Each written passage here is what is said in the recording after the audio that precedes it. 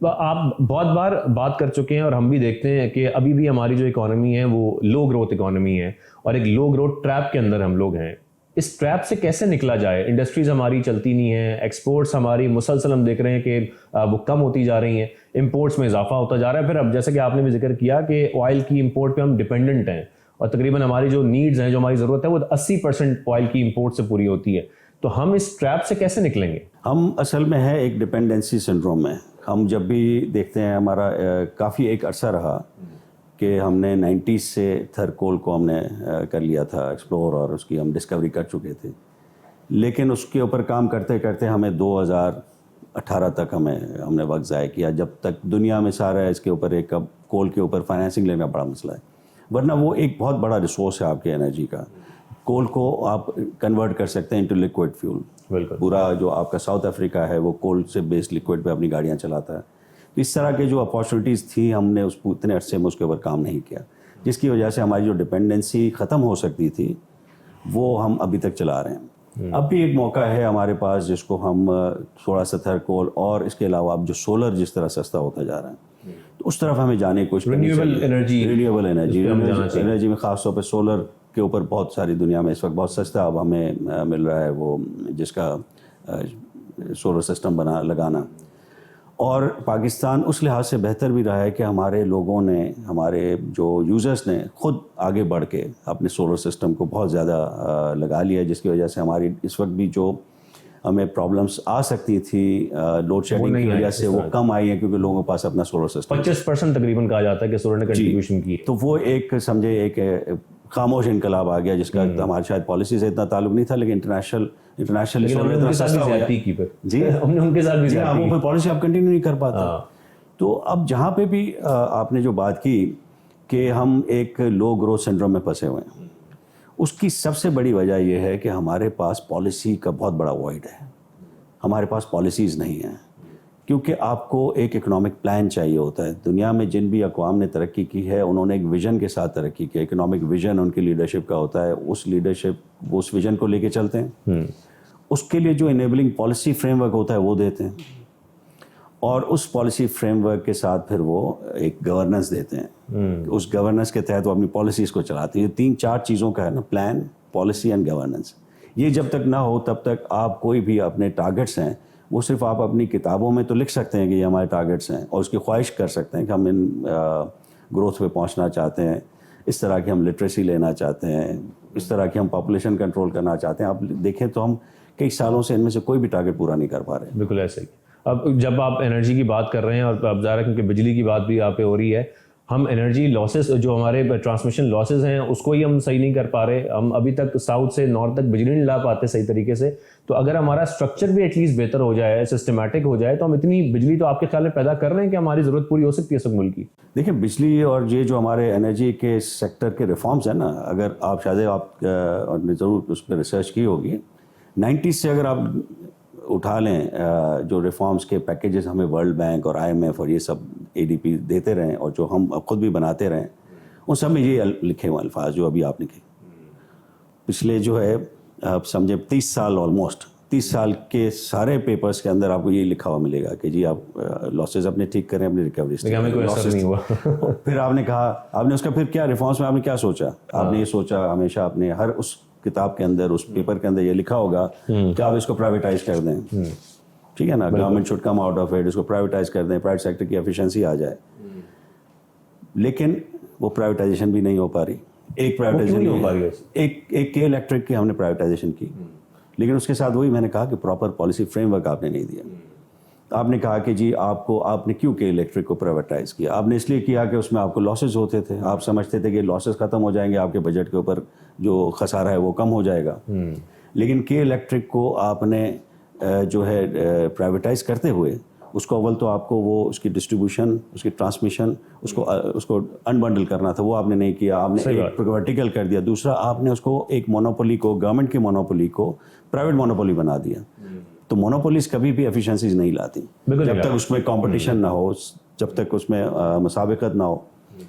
پھر آپ نے یہ کیا کہ آپ نے یونیفارم ٹیرف پالیسی ان کو دے دی, جس کے اندر ان کے اندر کوئی ایفیشنسی لینے کا کوئی وہ نہیں رہا, جس کو کہتے ہیں انسینٹیو نہیں رہا. کیونکہ یونیفارم ٹیرف پالیسی کیا ہے یونیفارم ٹیرف پالیسی یہ ہے کہ جی ایک جو بجلی کی کمپنی نے مہنگی بجلی بنائی, ایک نے سستی بنائی, اب آپ سب کو ایک ریٹ دیں گے کہ وہ لیں, تو جو مہنگی جو بنا رہا ہے, جو ایفیشنسی جس میں نہیں ہے, اس کو کوئی انسینٹیو نہیں ہے کہ وہ اپنی قیمت کم کرے. تو یہ اس سے کیا ہوا کہ الیکٹرک نے بھی وہ پھر محنت نہیں کی اپنی ایفیشنسی کو بہتر کرنے کی, اپنی کاسٹ کو بہتر کرنے کی. تو ان کے جتنے بھی جنریشن پلانٹ ہیں وہ مہنگے ہیں, جس کی وجہ سے بہت مہنگی بجلی بنتی ہے. پھر وہ جب ان کو یونیفارم ٹیرف پالیسی کے تحت اس وقت بھی ہم 60-80 ارب روپے سالانہ کے الیکٹرک کو دے رہے ہیں.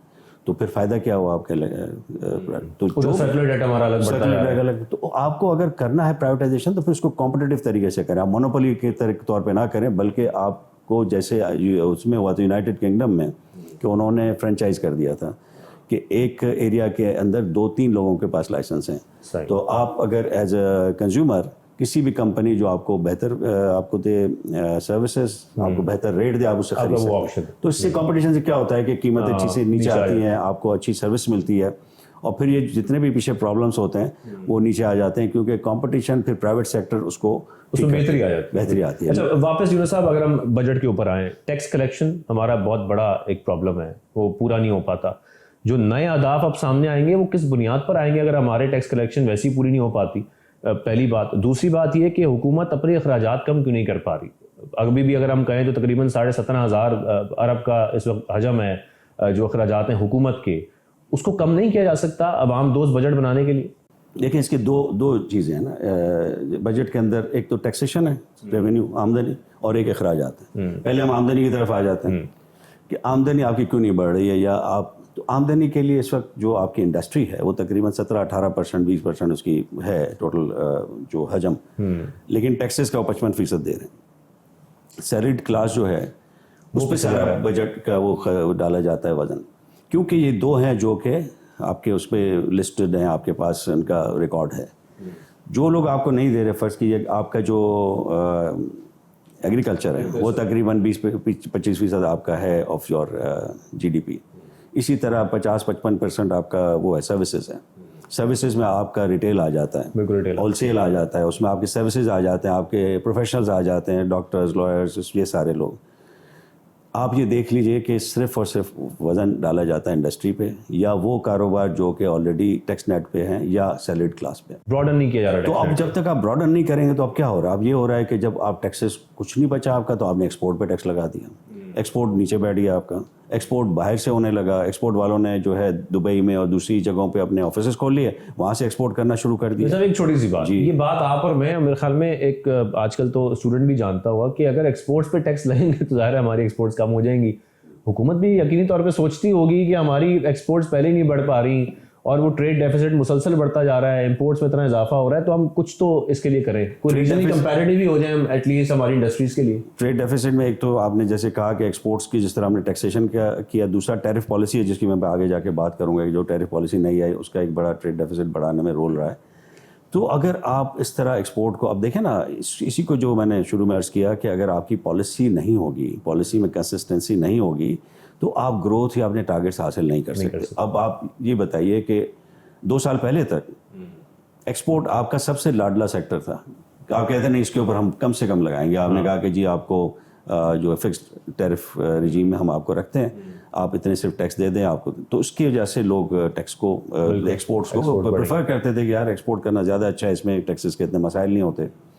لیکن جب اب آپ نے اس کو دوسرے سال اچانک ہی آپ کی پالیسی سوئنگ آ گیا, آپ نے کہا نہیں جی اس کے اوپر تو ہم نہ صرف یہ کہ ٹیکس لگائیں گے بلکہ بے شمار ٹیکس لگائیں گے, اس کے اوپر ہم سپر ٹیکس بھی لگائیں گے, اس کو کچھ نہیں چھوڑیں گے.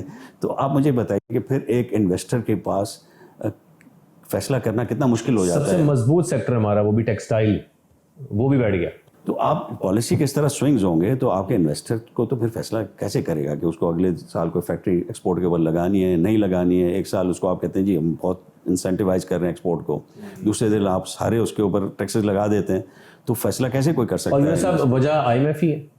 نہیں, IMF اتنی وجہ نہیں ہے جتنا کہ ہماری اپنی جو ہے نا پالیسی کا بہت بڑا فقدان ہے. جب IMF کے پاس ہم جاتے ہیں بغیر کسی پلان کے, بغیر کسی پالیسی فریم ورک کے, تو وہ پھر اپنی بتائی ہوئی پالیسی بتاتا ہے, اس پہ آپ کو چلنا پڑتا ہے. اس وقت بدقسمتی سے ہمارے یہاں کوئی بھی انڈیجنس پالیسی میکنگ سسٹم نہیں ہے کہ جو ایک پالیسی ہو, پلان ہو, آپ کہیں کہ جی ہمیں اگلے 5 سالوں میں یہ اچیو کرنا ہے, یہ ہماری پالیسیز ہیں اور اس پالیسی پہ اگلے 5-10 سال تک چلیں گے. انویسٹر کو ہی پتہ ہو.